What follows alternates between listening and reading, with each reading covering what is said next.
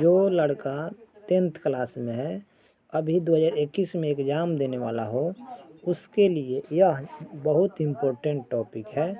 Important topic के अलावा मैं ऑब्जेक्टिव का बात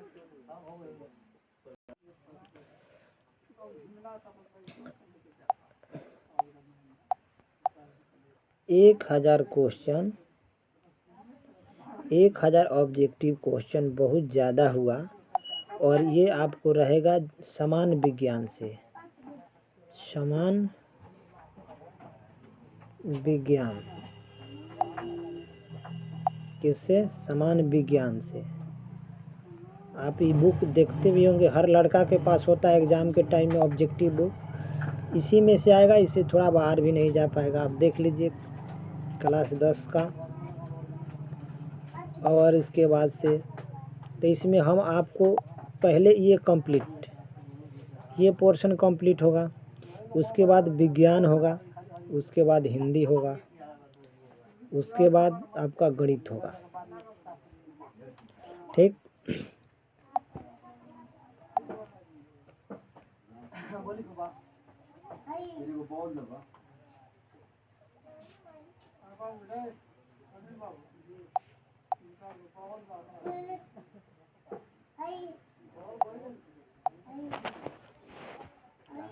जर्मन राइन राज्य का निर्माण किसने किया था? तो आपका आंसर हो जाएगा नेपोलियन बोनापार्ट। जर्मन राइन राज्य का निर्माण किसने किया था? Napoleon Bonaparte. यूरोप, दूसरा नंबर क्वेश्चन, यूरोप में राष्ट्रवाद की पहली स्पष्ट अभिव्यक्ति कब हुई? तो यह हुई 1789 की फ्रांसीसी क्रांति के साथ। 1789 की फ्रांसीसी क्रांति के साथ हुई। यूरोप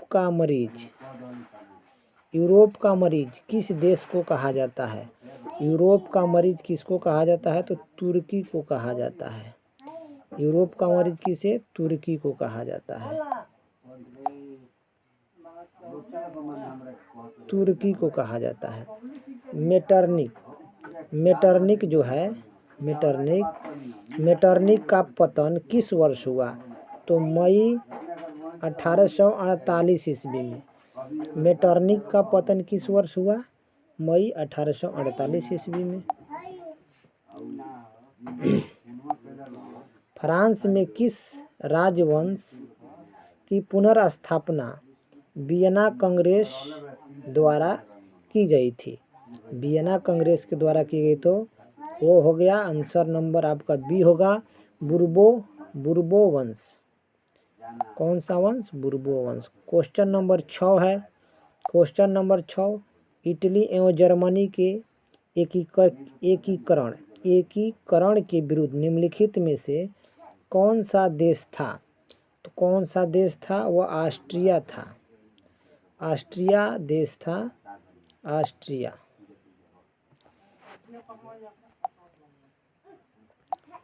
मेजनी का संबंध किस संगठन से था? मेजनी का, तो कार्बोनारी। किससे? कार्बोनारी। मेजनी का संबंध किस संगठन से था? कार्बोनारी संगठन से था।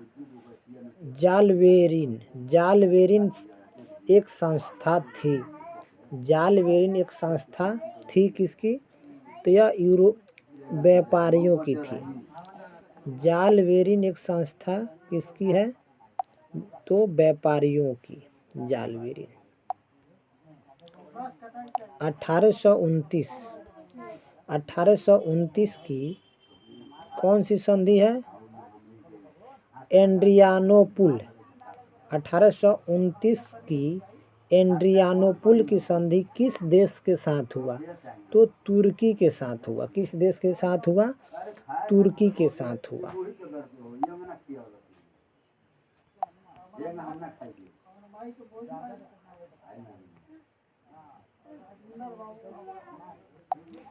काउंट काबूर को विक्टर एमेनुएल काउंट काबूर को विक्टर एमेनुएल ने किस पद पर नियुक्त किया?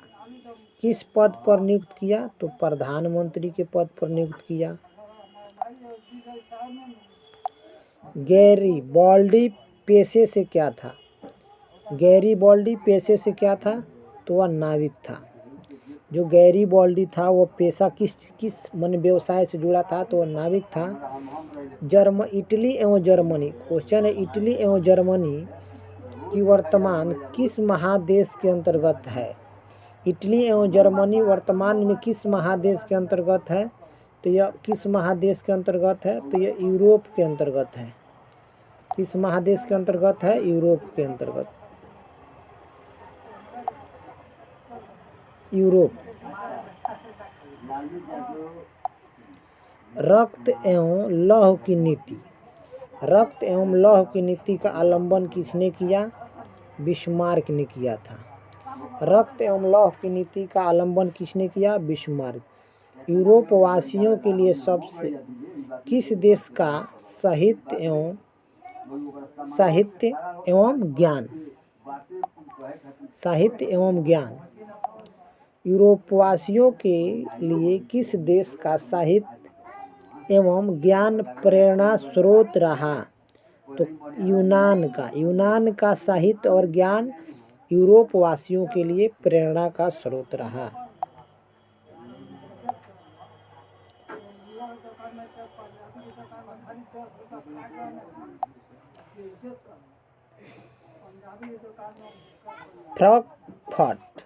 फ्रैंकफर्ट की संधि, फ्रैंकफर्ट की संधि 1871 ईस्वी में हुआ। फ्रैंकफर्ट की संधि कब हुआ? 1871 ईस्वी में। किस युद्ध के बाद जर्मनी का एकीकरण पूरा हुआ? किस युद्ध के बाद जर्मनी का एकीकरण पूरा हुआ? तो कौन सा युद्ध था? सीडान का युद्ध था। कौन सा युद्ध था? सीडान। जर्मनी के मतलब किस युद्ध के बाद जर्मनी का एकीकरण हुआ? 16 नंबर क्वेश्चन है, किस युद्ध के बाद जर्मनी का एकीकरण पूरा हुआ? तो वह कौन सा युद्ध हुआ? सीडान का युद्ध। यंग यूरोप, 17 नंबर क्वेश्चन है, यंग यूरोप की स्थापना किसने की? तो किसने की? मेजनी ने किया। 18 नंबर क्वेश्चन है, यंग इटली की स्थापना किसने की? तो वो भी मेजनी ने ही किया। सीडान, 19 नंबर क्वेश्चन है, सीडान का युद्ध। 19 नंबर जो क्वेश्चन है, सीडान का युद्ध। सीडान का युद्ध कब हुआ? तो सीडान का युद्ध 1870 ईस्वी में हुआ। सीडान का युद्ध कब हुआ? 19 नंबर क्वेश्चन में पूछा सीडान का युद्ध कब हुआ? तो 1870 ईस्वी में हुआ। 1870 ईस्वी में 20 नंबर क्वेश्चन में पढ़ रहे हैं। 1870 ईस्वी में फ्रांस और पर्सा के बीच युद्ध हुआ था। फ्रांस और पर्सा के बीच युद्ध हुआ था, तो वह युद्ध था सेडान का युद्ध। 1870 में फ्रांस, 1870 में 20 नंबर क्वेश्चन जो है, 1870 में फ्रांस एवं पर्सा के बीच युद्ध हुआ था, तो सेडान का युद्ध हुआ था। 21 नंबर क्वेश्चन, वियना सम्मेलन कब हुआ था? तो 1815 में हुआ था वियना सम्मेलन।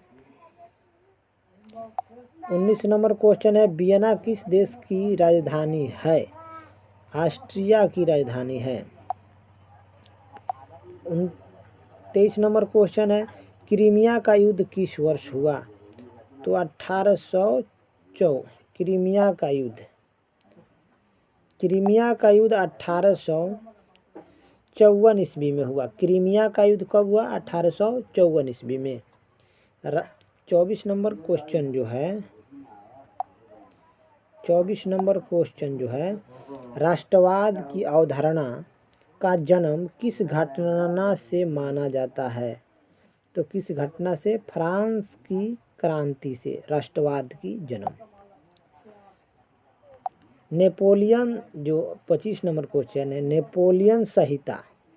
नेपोलियन संहिता किस वर्ष लागू हुआ? तो 1804 में। नेपोलियन संहिता किस वर्ष लागू हुआ? 1804 में।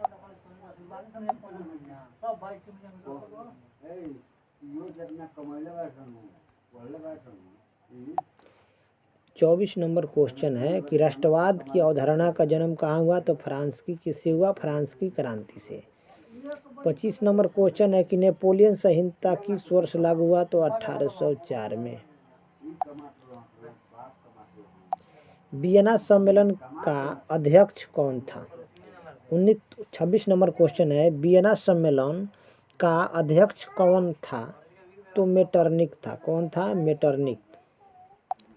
मेटरनिक व्यवस्था। 27 नंबर क्वेश्चन है, मेटरनिक व्यवस्था का उद्देश्य क्या था? तो मेटरनिक व्यवस्था का उद्देश्य जो था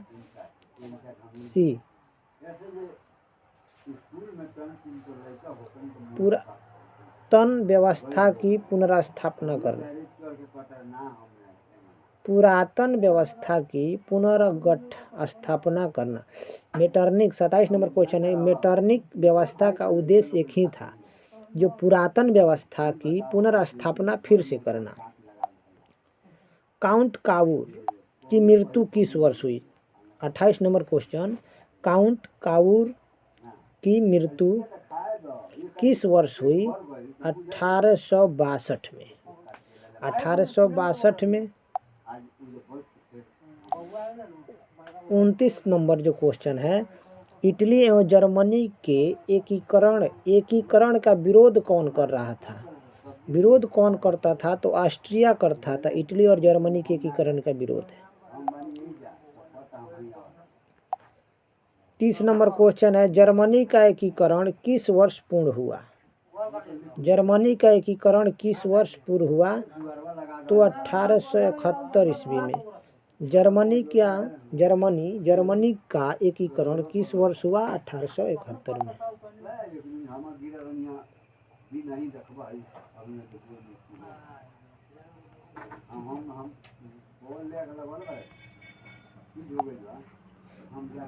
इकतीस नंबर क्वेश्चन है, लाल कुर्ती का गठन किसने किया था? तो गैरी बाल्डी ने लाल कुर्ती का गठन किया। उसके बाद क्वेश्चन है 32 नंबर,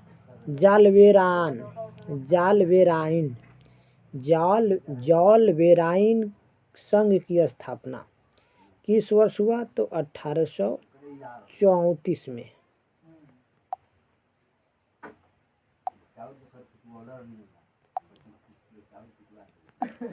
33 नंबर क्वेश्चन जो है,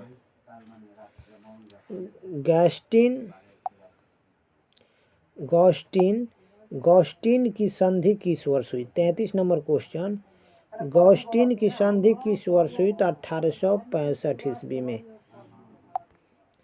यूरोपीय सभ्यता का पालन। 34 नंबर, यूरोपीय सभ्यता का पालन किसे कहा जाता? यूरोपीय सभ्यता का पालना किसे कहा जाता है? तो यूनान को कहा जाता है। 34 नंबर जो क्वेश्चन है, यूरोपीय सभ्यता का पालना किसे कहा जाता है? तो यूनान को। 35 नंबर जो क्वेश्चन है, एड्रियानोपुल की संधि कब हुई थी? 1829 में। एड्रियानोपुल की संधि कब हुई? 1829 ईस्वी में। सीडान 36 नंबर क्वेश्चन है, सीडान का युद्ध किसके बीच हुआ? तो फ्रांस एवं पर्सा। सीडान का युद्ध कौन से दो देशों के बीच होता है? एक फ्रांस और पर्सा। 37 नंबर क्वेश्चन है, किस वर्ष यूनान को एक स्वतंत्र राष्ट्र घोषित किया गया? तो 1832 में यूनान को स्वतंत्र राष्ट्र घोषित किया। कब? 1832। 38 नंबर क्वेश्चन है, किस संधि द्वारा जर्मनी का एकीकरण पूरा हुआ? तो फ्रैंकफर्ट की संधि, यानी फ्रैंकफर्ट की संधि हुआ तो जर्मनी का एकीकरण पूरा हो गया। हंगरी की राजधानी कहाँ है? हंगरी की राजधानी कहाँ है? हंगरी की राजधानी बुडापेस्ट। कहाँ है? बुडापेस्ट। क्वेश्चन 40 है, गीजो कहाँ का प्रधानमंत्री था? तो फ्रांस का प्रधानमंत्री था। गीजो कहाँ का प्रधानमंत्री था? फ्रांस का। 41